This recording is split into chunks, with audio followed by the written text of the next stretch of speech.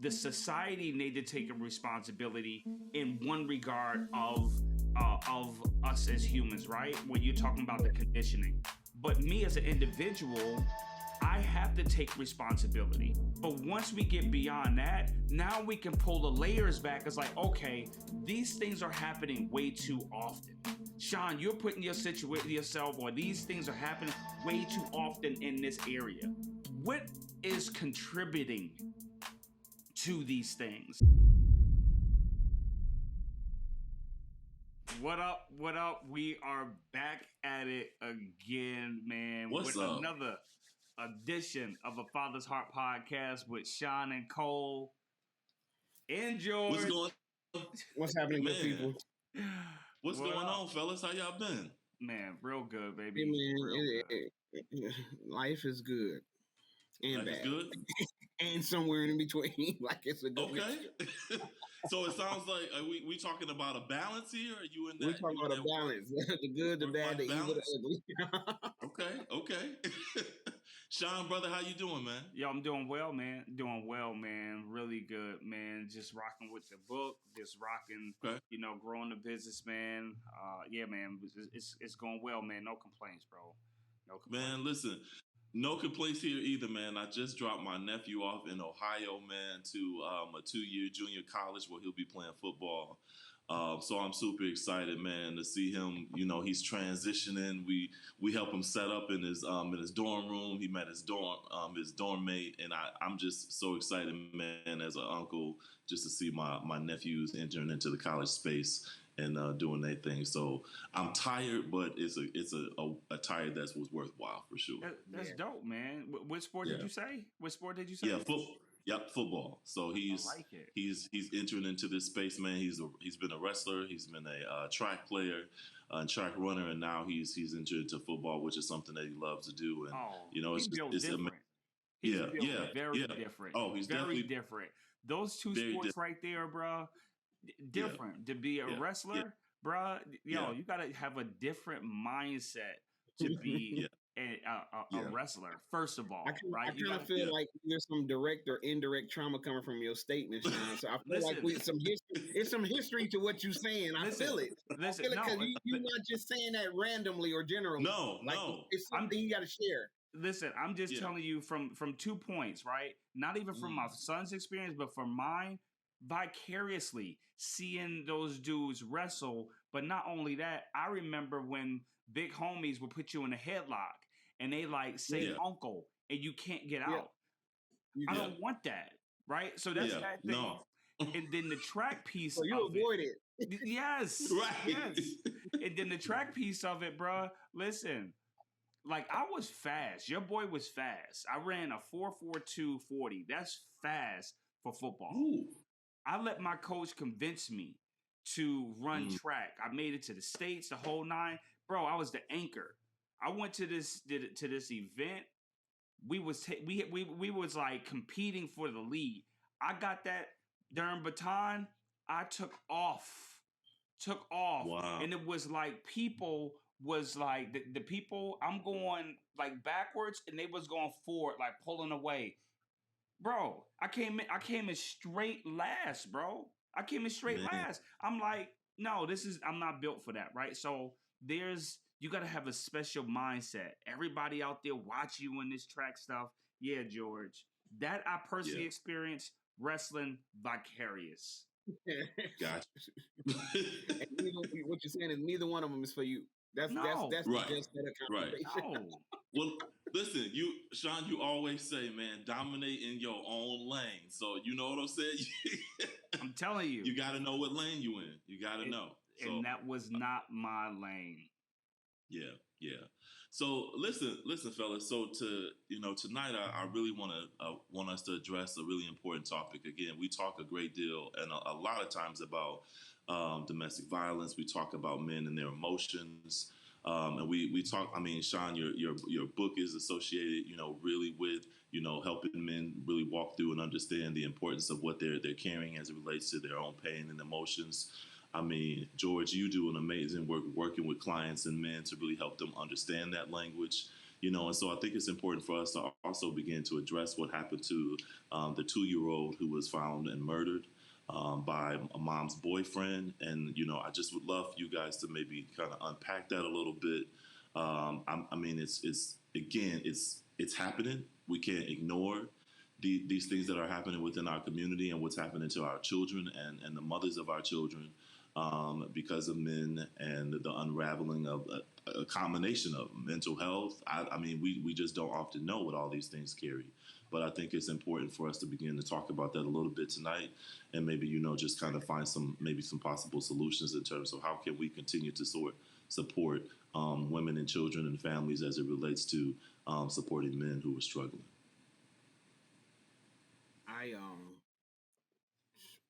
One of the things that me and Sean been rocking for a little while. One of the things that he doesn't know that I appreciate the most about him is him assisting me getting a job in a prison. Mm. We both worked at Pier, one of the Michigan Permanent Correctional Facility, and when I would interview these men or just talk to these men and stuff like that, there was one thing in common that quite a few of them had, and they would always say, and ladies, please understand what I'm saying. This is from just their personal experiences. This is not an attack on mothers or single mothers or different things like that. They would always say, my mom rarely or never told me no. So me being here now is a result of not getting my way and doing what I felt I needed to do or even what I wanted to do to get my way. Not being able to take rejection, not being able to take no, not be able to take no for an answer. And so by any means necessary, I'm going to get what I want. And if I still can't have what I want, then you're going to feel the same exact pain that I'm feeling from that rejection. Yeah. These were a lot of men who had been raised in single mom households where, and this is their story, not mine, but what they were expressing. Some of them said it directly, some of them indirectly. Was my mom would overcompensate for my father's absence or for his inconsistency.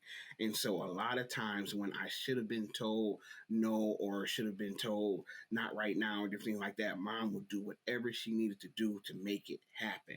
And so when I got into the real world, I was so accustomed to that anytime anyone, but primarily a woman, would tell me no, whether we're talking about sex, whether we're saying they want to get out the relationship, whether we're saying buy me this or something or whatever. Whenever someone, I was so unaccustomed to that I would spaz more often than not, violently or explosively or volatile in a volatile manner and different things like that. And trust me, like, people have to take responsibility for things they do, but it was just so common. It was like a phenomenon that these men were not used to or not prepared mentally, emotionally, and psychologically to hear the word no in any form or fashion. And so the only response would be, I'm gonna take it. I'm gonna be aggressive and I'm gonna get my way. You know what I'm saying? So, like, hearing that, fellas, what's some thoughts on that? It was fascinating to me, and at the same time shocking, and at the same time sad, because it was so common, and they told multiple different stories, multiple different experiences, and different things of that nature. But that was like the common denominator. They were not used to hearing the word no, so when they came to the real world, they were not able to handle it appropriately. Yeah. Wow. Yeah, I mean that's interesting, George, that you say that, right? And I know what you talking about working there. I heard some of the same sentiments, right? Like, heard some of the same statements, and I do understand where there can be some overcompensation Yeah. from mom trying to make up for dad, trying to do the best that she know how to do, right, to give them Yep. those things. But I realize, man, is that when you look at all of this, man, it's almost like that chicken or the egg, right? Because we want individuals as a whole to be held accountable, right? Yeah. We want them, and they must be held accountable. But I like to step back because of what you said, George, it's like when I say this chicken or the egg, is like, are we contributing as a society to create individuals that harm people, right? And I'm not just talking about just your outliers, right? But I'm just saying as a whole, because I remember as a child, and I don't know if the answer was yes, right, no, maybe, but I mean, all I can do is just look at the results since this has taken place. This is one thing that was bad, like when they took like faith out of schools, right? Um, when you look at TV and you see just crime and the things that you see just to desensitize us, Mm-hmm. right? And so my thing is, with that, um, is that do we have a role to play in that? So when you asking that question, what is my thoughts on it? My thoughts on these guys who are saying that no one told them no, or whatever the case, and somebody told a funky tail no. They just didn't know how to handle it. I mean, at the end of the day, they Yeah. just didn't know how to handle it, right? But at the same time, I do want to throw out the part is that, how do we contribute to the decaying of morality for human life and other humans and when it comes to relationships? And so I don't know if I have a straight up answer. Mine is thrown just back out there with another question towards your statement, which is valid. So Yeah. yeah. And I I just want to be clear. Go ahead. And really quick, George. I just want to be clear with our audience too, is that by no means the conversation that we're currently having right now is in reference to what we believe might be going on with Yep. the gentleman who murdered, unfortunately, the 2-year-old, and then all of the amazing volunteers that did the work to really support the family in terms of finding her. So I just want us to be clear that we are not talking about Yeah. that, but we're doing just kind of an overall conversation around what is happening as it relates to families and violence, and the nature of that, because I think it's really important for us to begin to address, because we work with men. And we're working with fathers, and we are fathers. And I think it's very important for us to recognize that, as men, we have a responsibility, not only to our children, to the families of our children, but also to the larger sector, which is our community. And Facts. so part of that means if I have all those amazing responsibilities, I also have a responsibility to myself. And so I think too, I think we can often say a host of things. I wasn't told no. I was in a situation where I viewed my mother being violently treated. I played and watched video games that were violent. Yep. I lived in the streets, and I had to use aggression to order to navigate how I move in those streets. But I think all in all, whether or not society holds you accountable, I think the accountability still relies on us as an individual and as a person to begin to really do that work. Now, the challenge I wonder or would like to throw out there is that in order to do the work, you also have to have the tools, and also have to recognize that there's something that you need to do. So could that be the key? Is it difficult for men to recognize that they have these issues and these challenges, and do something about it? Because I know I got a problem, right? I know that I have a problem with this, and this, but then how do I move into activation mode? And I wonder if there's somewhere in the middle where people get stuck. Like, I have this problem. This is how I cope with it. My coping strategies are enabling me too from being able to actually do it. So I wonder if there's a middle where people just kind of get in the gray and don't know how to move it forward.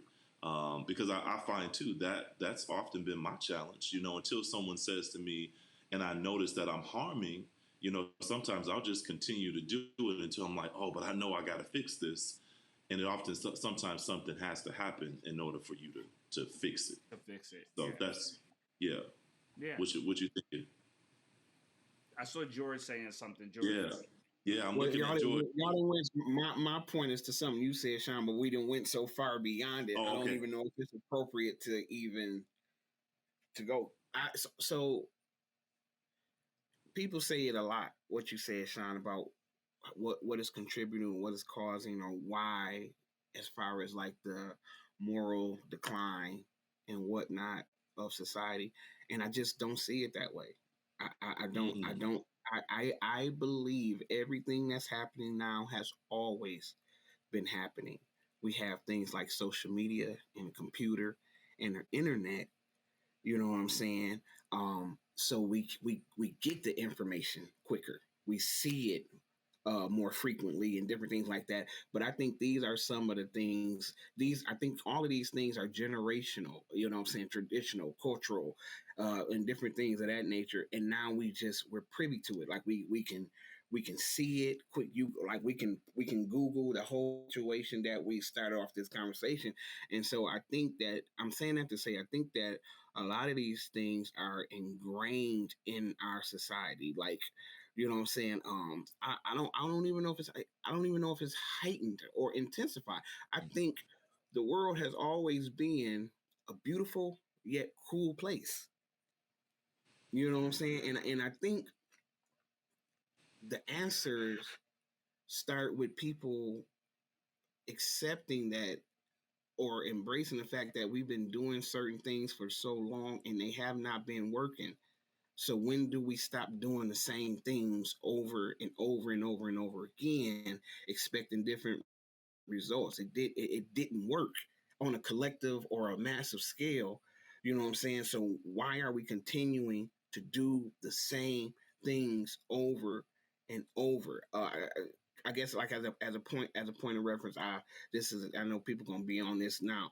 I see so many people. It was a meme going around, and it was a kid looked like, and he had a whip, like it was a big red whip, and it was saying something along the lines of, "Kids don't this generation will never understand this," and it was alluding to not whooping your kids or anything like that. mm, But I mean, it was so thick and so noticeable, and people like I know that's and people sharing it like it's a flex, like you know what I'm saying, like putting a mark on your kid's neck from an extension cord is something to be proud of and why we should still be doing it today. And it was so alarming how many people shared it. Like, we need to get back to this. We absolutely do not need to get back to that. If the only thing in your disciplinary tool belt is putting a wep, you know what I'm saying, the size of a handprint on your child's neck, then you are deficient. I'm just going to say it. You're deficient in parenting. You understand what I'm saying? Like, but that's just it's so much stuff that's been happening that that when I say the world, and I feel like I'm rambling, but when I say the world is a cruel but a beautiful place, because it's like some people will progress, and then some people like advocate for regression and going back to ineffective things that were just placed on us or taught to us or given to us that did not prove to be effective at all, but it's all we know, or this is just what we do, or just silly sayings like that, instead of saying, saying, what can I learn to be a little bit more efficient, what can I learn to be a little more effective in whatever. That's right there is I'm talking about, child discipline and stuff like that. But I feel like that haunts us in multiple different areas. Like, you have to be a life learner. You have to be a life learner. You have to be open to evolution in regards to having wise, new, fresh, or relevant, non-obsolete information. And I don't think people do that. I think people close out and stay where they at and be where they be and be okay with that. And it's unfortunate. And just kind of reeling this all back in, this man destroyed his life, the mother's life, the baby's life, the baby's father's life, all in one fell swoop. He did it all in one. He affected that many people, traumatized that many people, made that much, caused that much tragedy because somewhere, someone didn't guide, develop, cultivate his emotional intelligence to the point where she didn't want to be with you no more. Take your behind on up the road. This was his this in his mind. This was his best response. Do you understand how sick someone has to be to come to that conclusion? This is what I'm gonna do. This is how I'm gonna handle it. This is how I'm gonna make it all better. In fact, made nothing better for anyone. How does a person even get to that point? Well, I think you said a lot of I think a lot of stuff that would lead that, right? I think you just hit a lot of those in terms of like not having the tools. And I think the key word that I heard you said swoop, but the word in that is really choice. Like, and I think that's the part about this too is that we have the will and we have the choice. I have the choice to decide whether or not I want to be open minded and try and listen to explore something new. I have the choice to decide whether or not I want to pick up a book and read a different strategy around Yeah, parenting. I have the choice as to whether or not I recognize that I have some struggles with my mental health and that I'm going to get some support because everywhere I go, even if I click on Google, there's enough information out there that tells me, okay, I'm struggling with this. Okay, maybe I need to seek some professional help. It is a choice to make the decision to do the things that we all do. And I think we have to go back to recognizing the freedom that comes from making choices and the will that is required to do that. And I think that those are, for me, those tend to be the foundation for the root of a lot of things. And we can, and then once we get to some of those, the choices, right, then we have to look back like you just did, George, and sort of say, okay, what's the layers behind the choice? Why are we making these choices?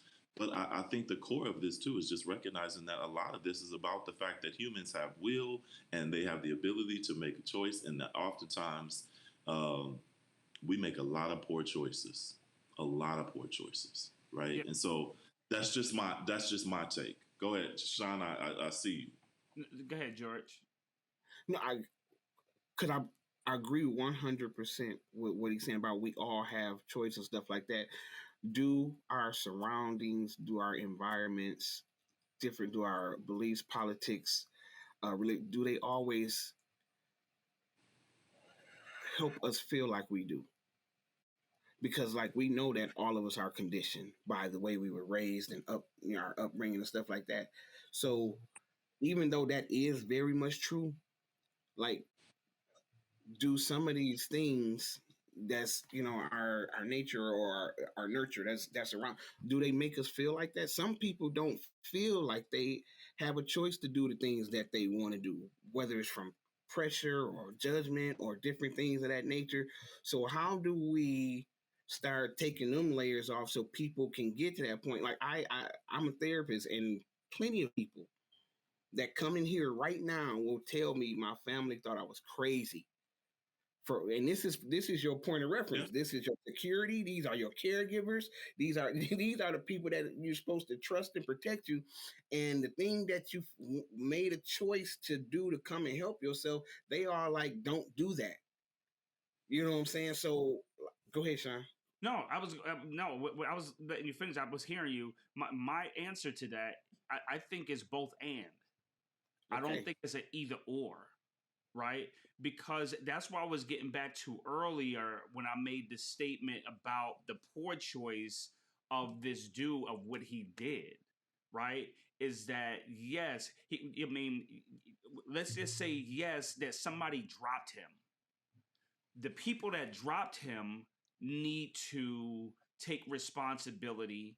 The society need to take a responsibility in one regard of us as humans, right? When you're talking about the conditioning, but me as an individual, I have to take responsibility. So it's not either or. Like, hey, is this person, is that person?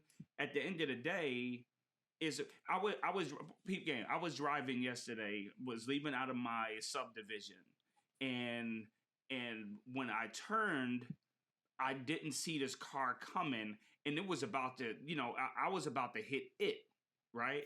And so Leah and I got into a discussion of who was right and who was wrong in the situation, right?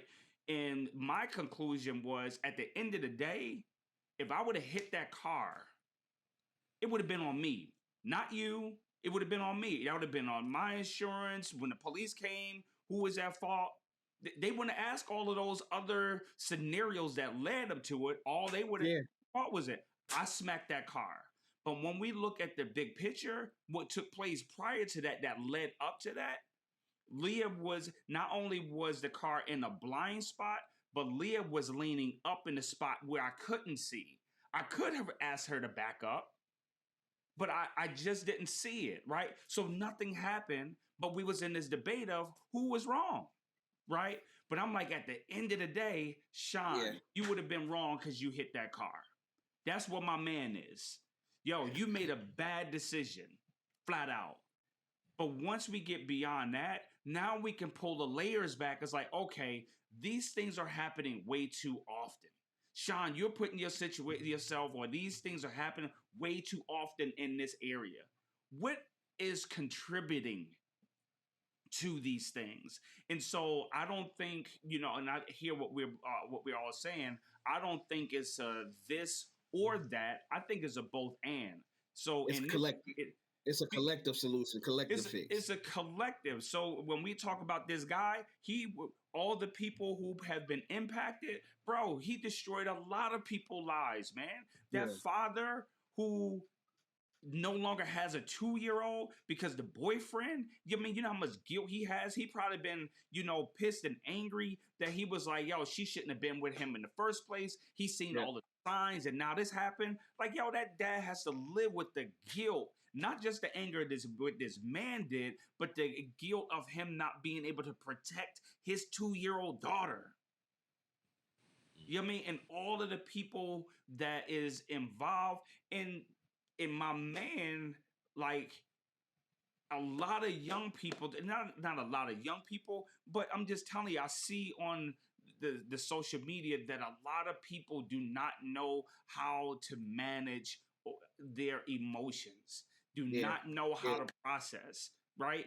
And I thank God that I have the opportunity, and I close on this part, man, that I have an opportunity to be present for my children, to help them navigate their emotions, to be able to process that. So when daddy and mommy not here, they at least have a framework. My son, he before we left yesterday, I'm trying to catch this muskrat that's hanging out in the marsh on the backside of my field, right? And I put this trap out, and we caught a squirrel. And I'm like, man, I'm not trying to catch a squirrel. I'm trying to catch yep. a muskrat. So my son like, Daddy, let the muskrat out. Let it out. I mean, let the squirrel out. And I'm like, all right, cool. He's like, if you don't do it, I'm gonna do it. So I'm like, oh, Okay. let's get busy. I remember the bird. Yeah, I remember the bird. yeah, And yeah. said, You can love it let's up. go. So I'm like, no. Right? So here, now listen, guys, y'all was with me. It was a dead bird. So now here it is, a live squirrel. And now my son like, Dad, if you don't do it, I'm going to do I it. got it. Where did he get that confidence from? Because just a year or 2 years ago, Yeah, he wouldn't pick up a dead bird. Now he's talking about uncaging a live squirrel that is moving, that yep, can bite him, right? And he's like, okay, I'm going to do it. He's like, Dad, I'm afraid. But he remembered a point, and he remembered that I was with him every step of the way with the dead bird. He yep, like, yo, my dad is not going to leave me. My yep. dad He gonna is make, not yeah, going to keep me, away.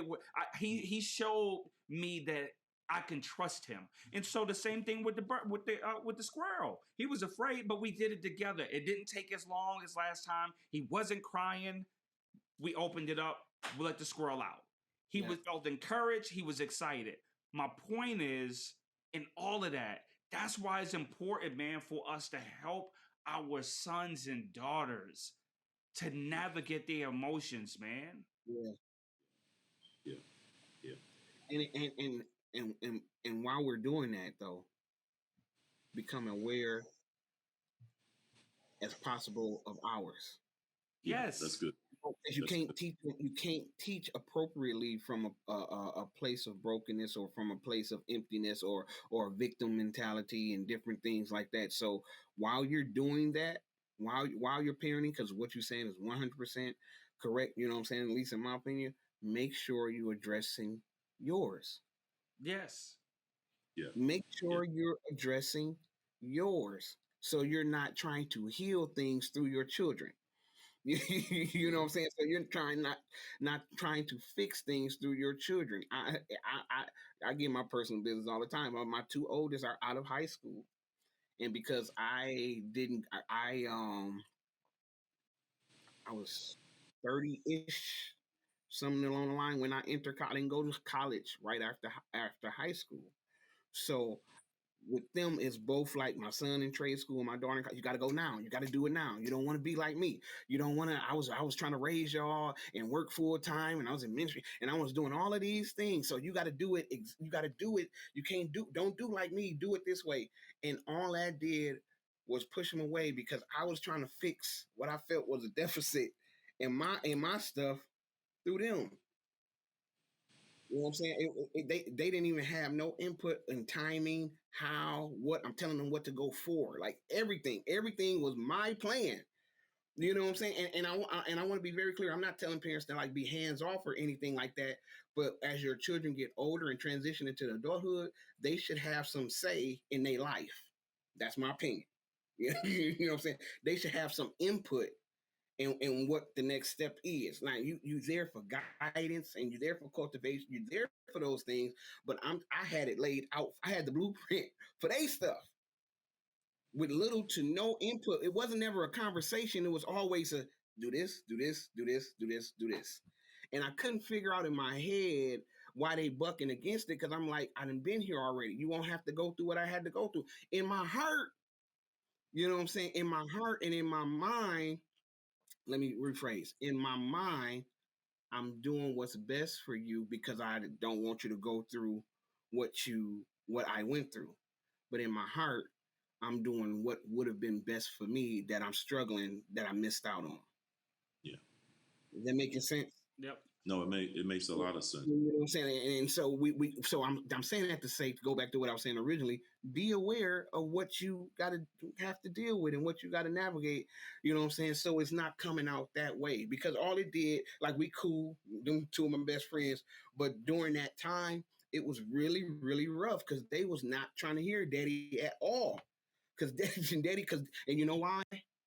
And I know this now, I didn't realize then because daddy wasn't trying to hear them. Yeah.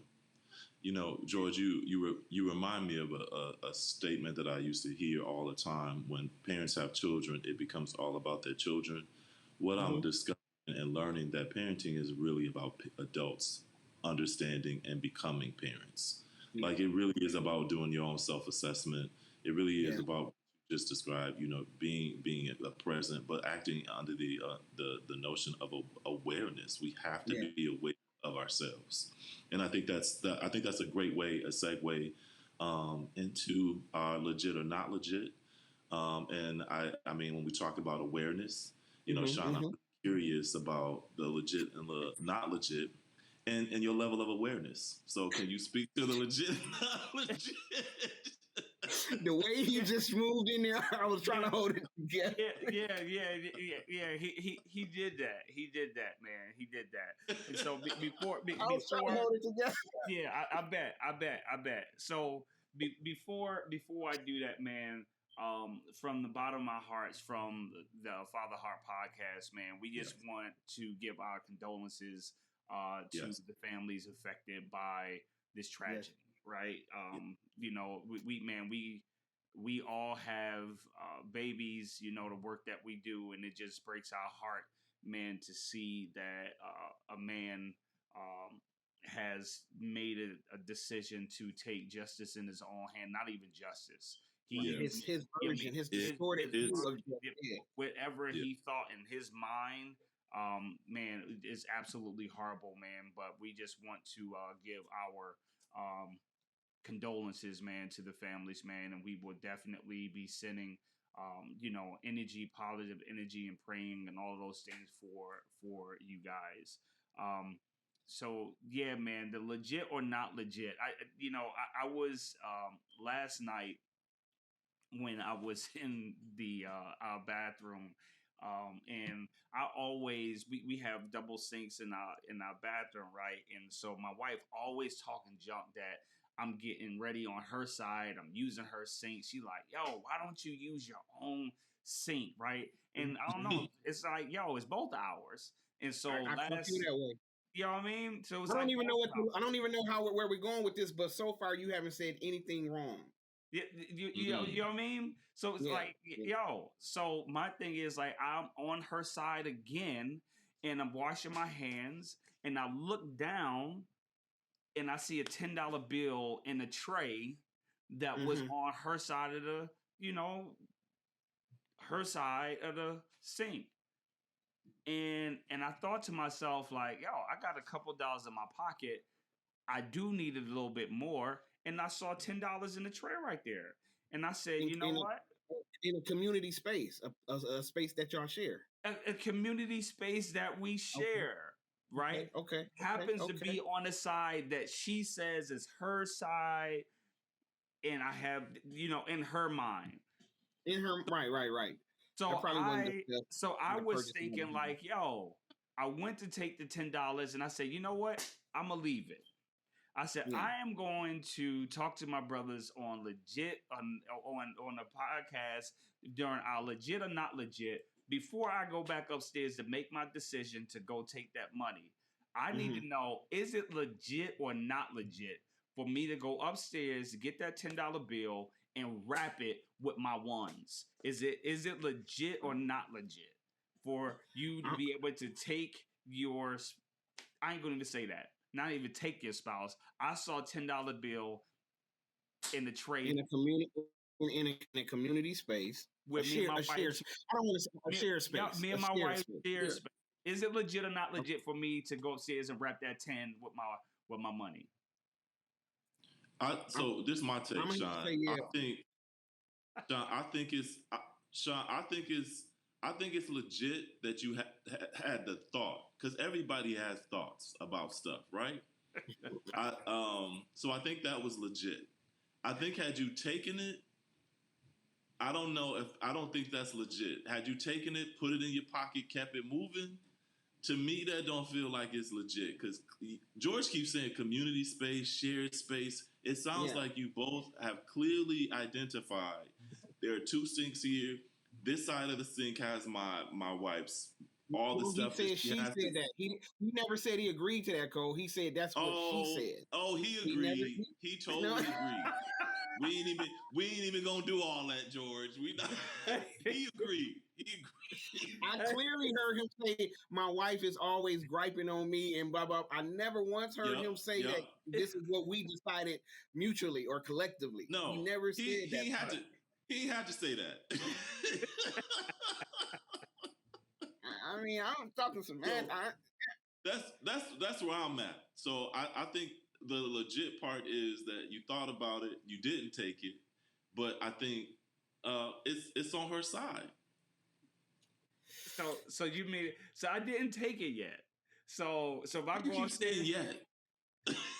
because I wanted to get some guidance. You know what I mean? Because in my No, mind, it's this in is my just mind. okay. Well, let me. Okay, You don't take it. let me say this to you, Sean, and maybe this will help Cole out a little bit because I feel like he's venturing from. I don't need no No, no, help. no, no, no, no. Let me state my claim. Let me state my claim, Sean. Who is the primary laundry person? Who is the primary? Does you do your laundry? Your wife do your laundry? She does most. She She does. She who does. does She laundry? does. She does most of it. Yeah, she does most of it. Who does laundry? I got a question for you. If by chance I like where you you go. like you like jeans, you like jeans, you have quite a few pair of jeans, correct? You don't. Let me Yeah. paint the picture. Yes. Now you like jeans. That's one of your favorite things to wear, right? Yes. If your wife is doing laundry, right? Come on with it. Now, when we're talking about a shared space in the bathroom, that could go a lot of different ways. Your jeans are yours. She can't fit your jeans, correct? Correct. They're yours. Now, if by chance your wife, while doing laundry, took or a $10 bill fell out, she didn't even take it, fell out, would that be returned to you? Brother, I knew where you was going. Look, Mm-hmm. cold Let's face. talk about it. Look at cold face as we go here. Mm-hmm. Listen, you brought it up, not me. All I'm gonna say is, look at me. Just look at me. I'm gonna Yep. tell you what my wife says to me. Mm-hmm. If anything is left in my pockets, it doesn't Your even have pocket, to fall not out. community pocket. You don't In share my your jeans with pockets, nobody else. if she finds a 50-cent piece, $1, a dime, $20, it doesn't matter. If $50. she finds it in my pocket, Your she pocket. said it becomes hers. And she got my daughters under the same thought process. If any one of them find anything in my pocket of monetary value, they said it is theirs. And you know Go what? go get your $10, Sean. Go upstairs and get your $10 out the bathroom right now. Go get your no, shared bathroom George, against George, you already talked. George, you already talked. No, George, Sean, here's what's great. She told you. She said, "Hey, I'm giving you the warning." She didn't have a thought about going in your jeans, and she saw the money and took it. She said, "I'm telling you." So my point goes. Thank you, George. This is a great example because it feeds right back to where I'm going. I'm done. In circles because I'm done. Did he just lawyer you though? I think he just lawyered you. I just see he did not lawyer me at all. That is not valid. Your personal jeans that are not shared versus a bathroom community space that is kind of shared or something like that, you don't have access. You don't have rights to her $10, but she got rights to a $50 bill, and out of your jeans, she know it's yours. She know it's yours, and she can just take it, and that's okay because she told him I'm gonna take it. So if I go to a bank right now and I say, "Hey, George, you know what I'm saying? You so I'm far, George. So and they give me the bag. I told them I was gonna do it, so it's okay. George, this sounds personal. This personal. This is personal. No, I'm done.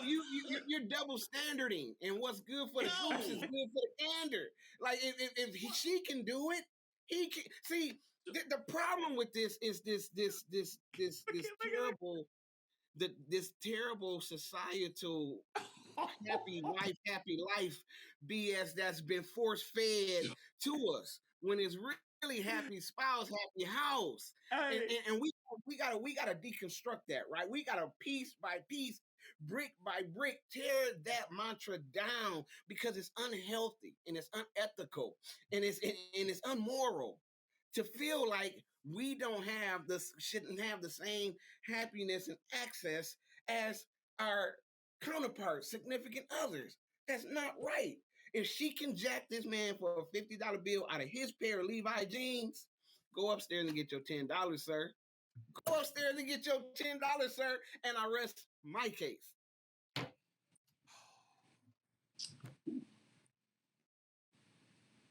Sean, I think this is bigger than the $10, so we just gonna leave it there. I opened up something. Hey, we love y'all. We see you. It's been a long week. Sorry, guys. It's been a long. We're gonna go on Therapies.